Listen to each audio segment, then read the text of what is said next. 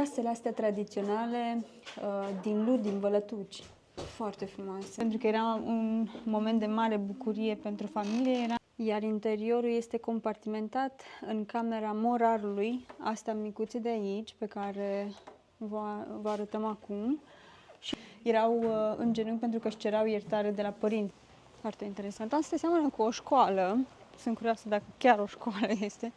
Exact cum am presupus, este o școală cu clasele 1-4 din satul Securiceni, din comuna Udești. Avem aceste geamuri duble pe care le găsim la casele vechi. Aici avem soba. Foarte interesant. N-am intrat niciodată până acum într-o școală veche. Voi, dacă ați mai vizitat acest sat sau dacă ați vizitat o școală veche și ați întâlnit astfel de încăperi, lăsați-ne un comentariu sau dacă vă place într-adevăr acest sat, lăsați-ne un like, apăsați butonul de subscribe dacă nu v-ați abonat până acum, tocmai în ideea de a fi cât mai aproape de noi și în următoarele vloguri.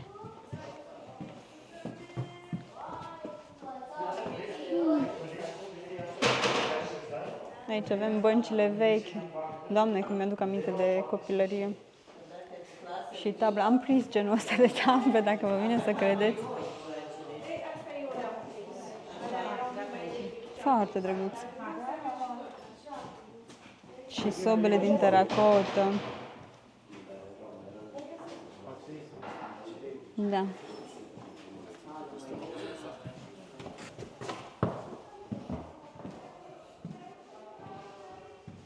Doamne, cât îmi aduce aminte de copilărie. Incredibil. Mi-aduc aminte cum stăteam lipită de soba de teracotă pentru că mi-era frig în clasă. Da. Foarte frumos.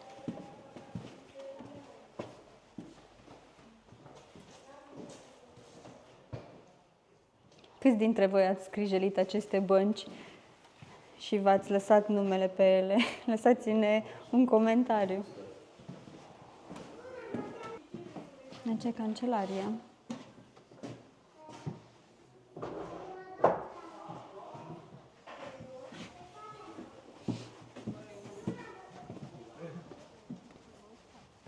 Aici avem biserica din satul Varma, Înălțarea Domnului.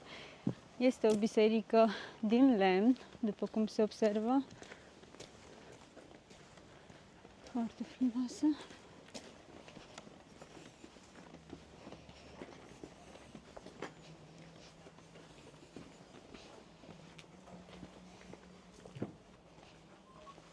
Ce frumoasă ușă cu aceste sculpturi. Wow, câtă simplitate, câtă frumusețe. Foarte frumoasă. Superbă.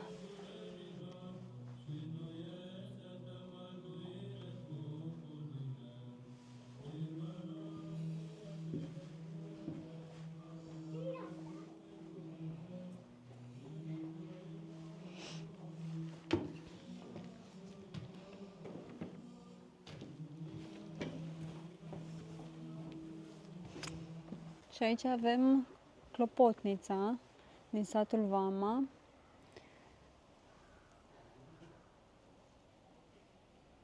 După cum se observă, este construită din aceleași materiale și ca și biserica. Și aici se adăpostea clopotul. Foarte frumoasă.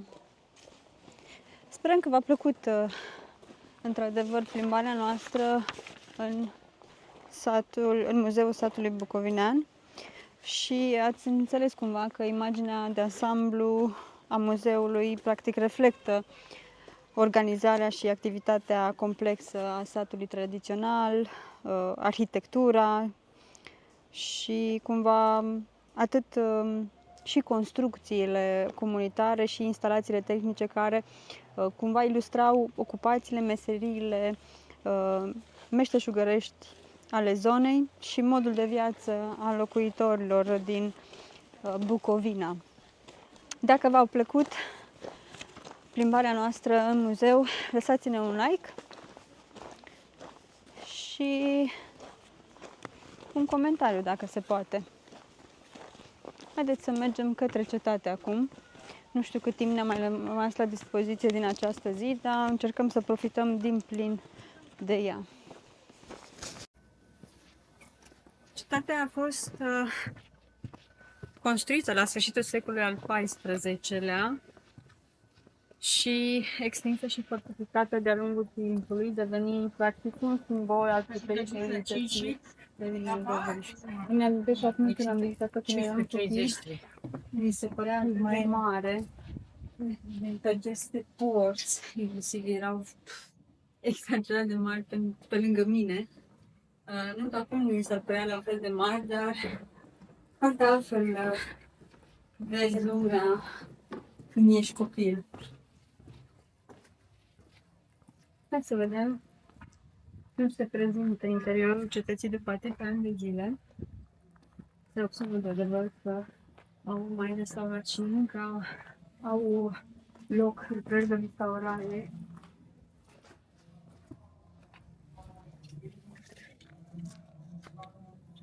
Aici avem armele medievale din Moldova.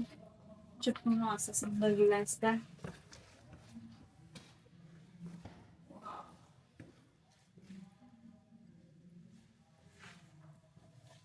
E interesant de sună.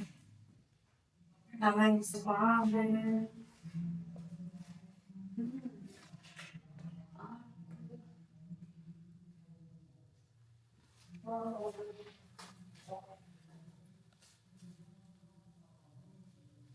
Sulițele.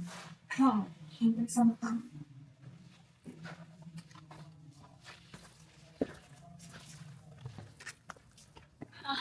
Inclusiv am construit acest tron.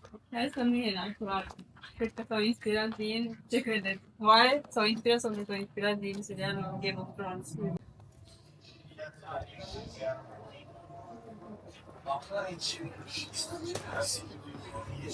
Asta e inspirația. La 20 mai 1600, cetatea Sucevei, în care se afla o garnizoană polono-moldovenească, este predată fără luptă voievodului Mihai Viteazul, iar unul din capitanii săi, Ioan Capturii, depune jurământ de credință ca pâlcă a cetății, având în securitate 200 munteni și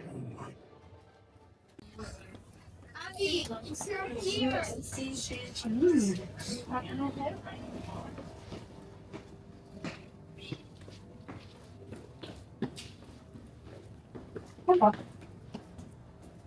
Wow.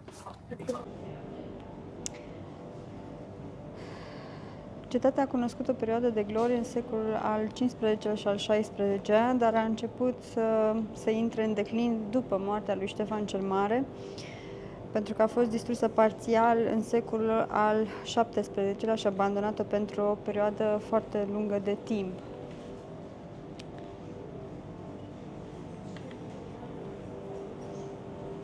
Și abia în secolul 20 a început să intre în restaurare, iar în ultimele decenii a fost supusă unor ample lucrări de consolidare și punere în valoare.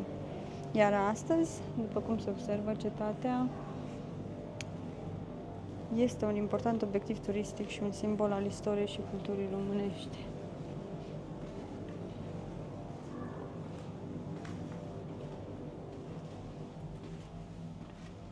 Este o adevărată fortăreață această cetate. Iar zidurile, după cum se observă, sunt foarte, foarte mari și groase. Și sunt convinsă că ascunde în interiorul său povești fascinante și vestigii ale unei civilizații străvechi. Haideți să urcăm să vedem.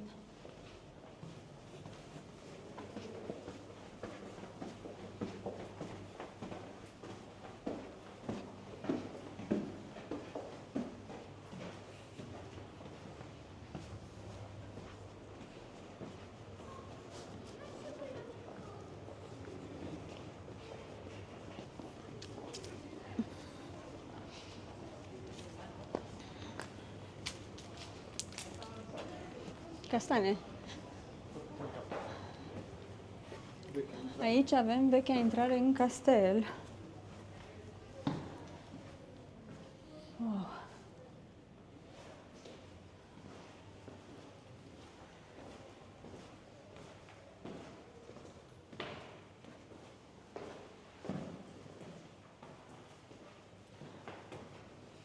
Ce frumos este făcută în miniatură aici. Cred că e din gips făcută.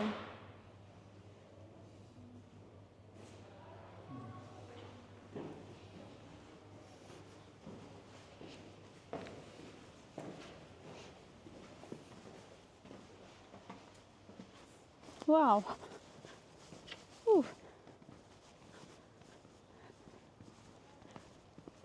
Unde sunt liniile astea albe?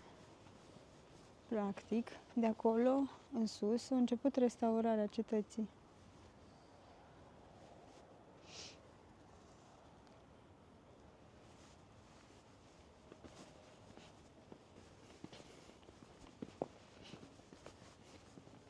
Și se observă că încă se lucrează la restaurare.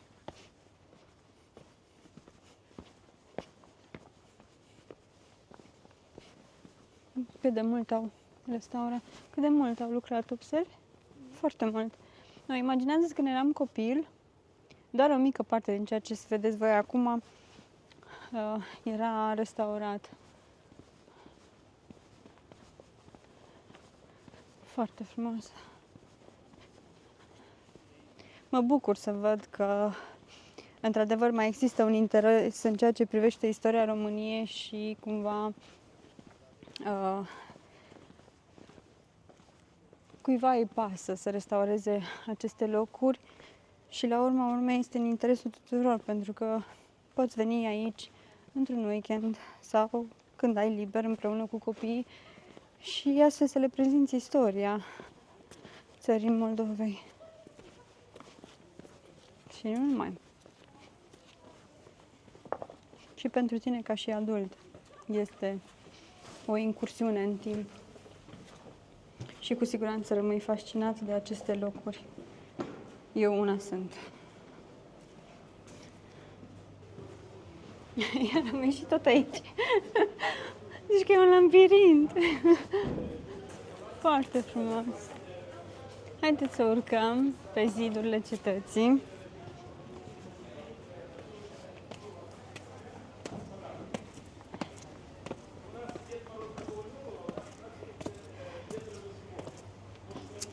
Să vedem ce priveliște avem asupra orașului Suceava.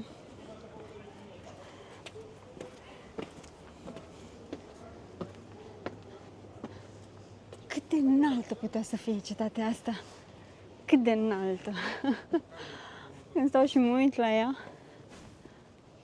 încă nu este finalizat proiectul, deci îmi dau seama cât de înaltă putea să fie.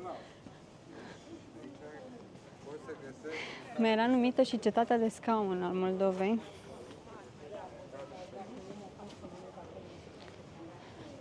Iar aici avem capela, dacă nu mă înșel.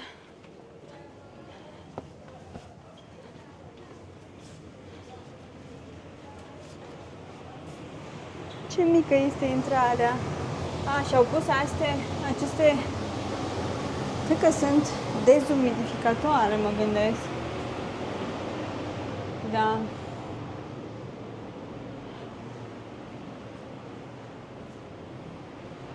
Aici avem o prezentare a războaielor și bătăliilor purtate de Ștefan cel Mare.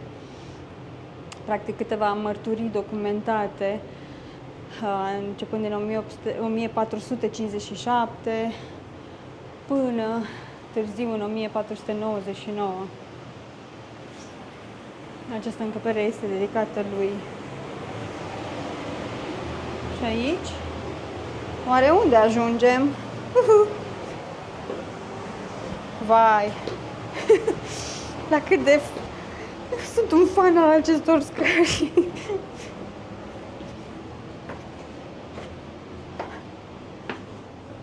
Am coborât.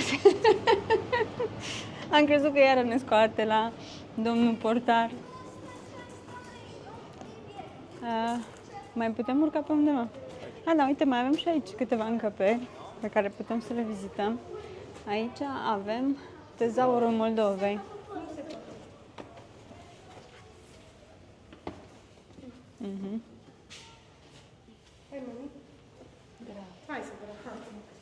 În camera comorilor.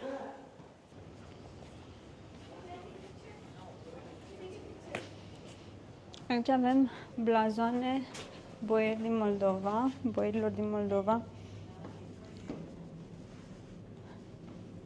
Fiecare casă, practic, avea un blazon.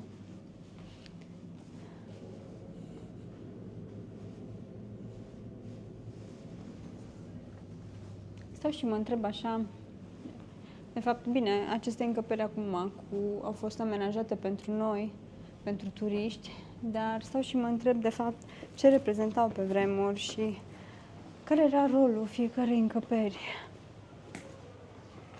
Aici avem moneteria.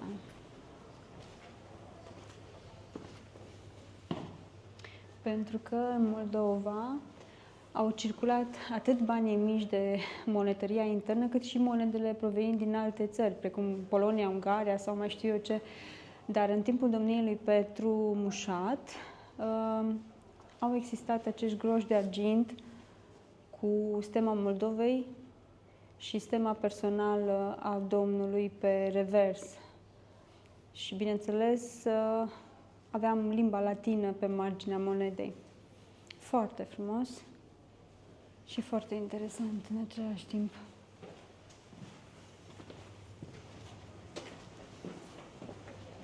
Deci, cred că au creat ei o scenă. Și urcăm pe unde am venit. Nu cred pe unde am venit. Wow!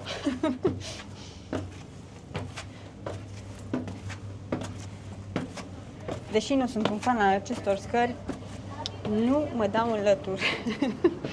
Vreau să le urc.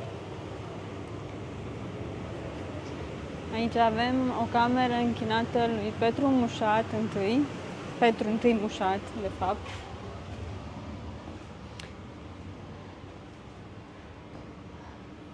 Care a fost domnul țării Moldovei din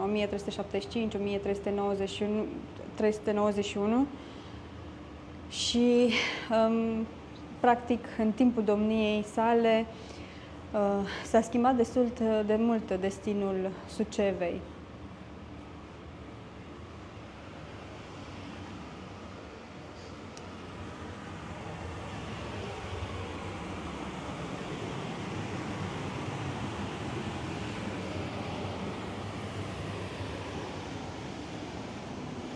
Noi din capelă, practic din bisericuță am coborât.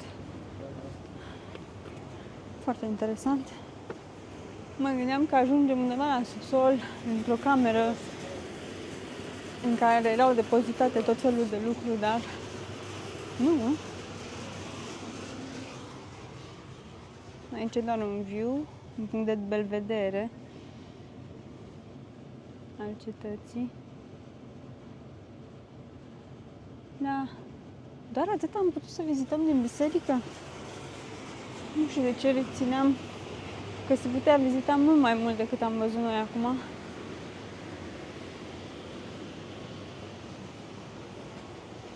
Acolo n-am fost, în dreapta.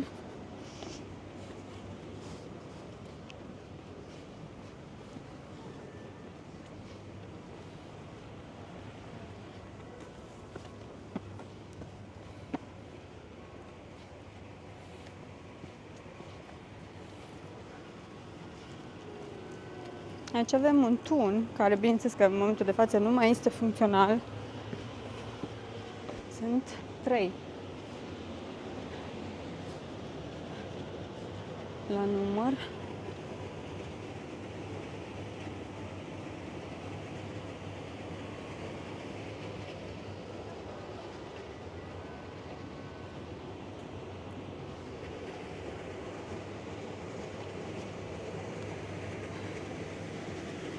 Mi-a făcut plăcere să revăd cetatea Sucevei. Lăsați-ne un like dacă v-a plăcut și vouă. apăsați butonul de subscribe dacă nu ați făcut-o până acum, pentru a ne urmări și în celelalte aventuri ale noastre și în același timp ne încurajați și pe noi să producem cât mai mult conținut de calitate pentru voi și nu numai.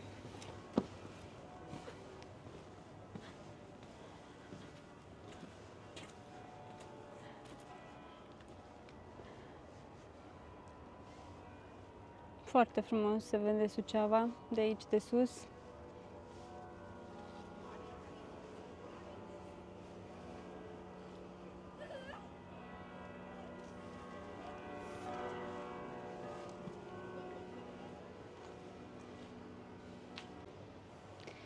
Dragilor, aici se încheie vlogul nostru de astăzi, în Bucovina. Vă mulțumim că sunteți aproape de noi și vă rugăm să rămâneți aproape de noi pentru vlogurile următoare, pentru că urmează alte aventuri în Bucovina și nu numai. V-am pupat!